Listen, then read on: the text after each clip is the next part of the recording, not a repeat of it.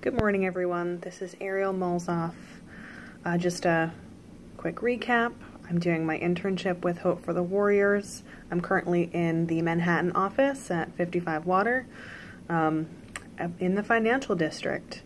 I've learned so much about Manhattan since starting my internship here. I came from the suburbs where, I swear to God, I navigate the streets by seeing where the moss grows on the trees. But Manhattan is so very different. No moss here. Anyway, I have a few things that I'd like to touch base with today. No true topic for my video. So I apologize if this video has even less structure than mine usually do. But I had a few things thrown at me in the last week.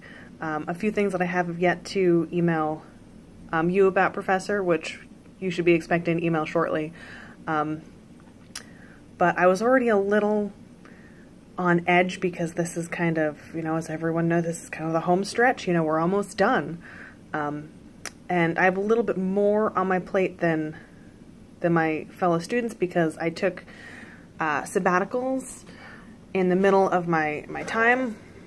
And the way I had to push things around with the help of my advisor, I'm actually going to start my last class the end of October. So I'll be taking my last class, doing this placement class, studying for the test, which I have scheduled for November 7th, and, finishing up my internship, which will hopefully turn into a job.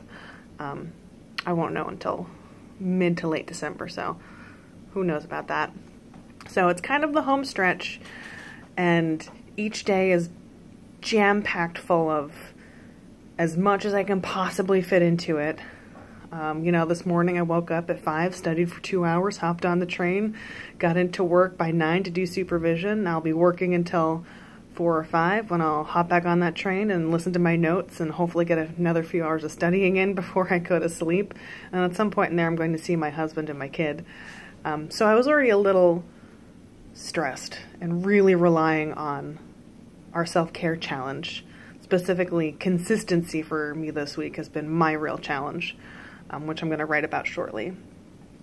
But in the midst of that maelstrom, I got the news that my supervisor, who is in the Marine Reserve, he has been mobilized, which means that he's not going overseas, but he has to step back from his position at Hope for a year as he goes active duty.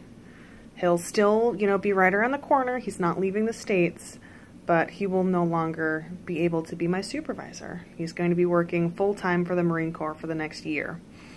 So that was a bit of a curveball.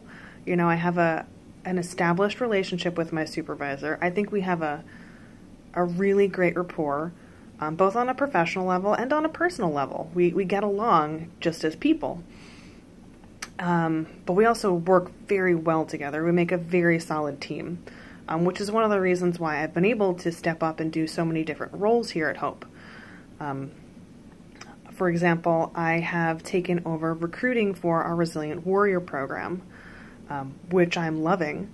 I make all of the phone calls, I do all of the intakes, I schedule the cohorts, and I'm hoping that even if this doesn't turn into a salaried position, that they'll keep me on as a contractor to run the Resilient Warrior program while he's gone. So that's something that's been thrown around.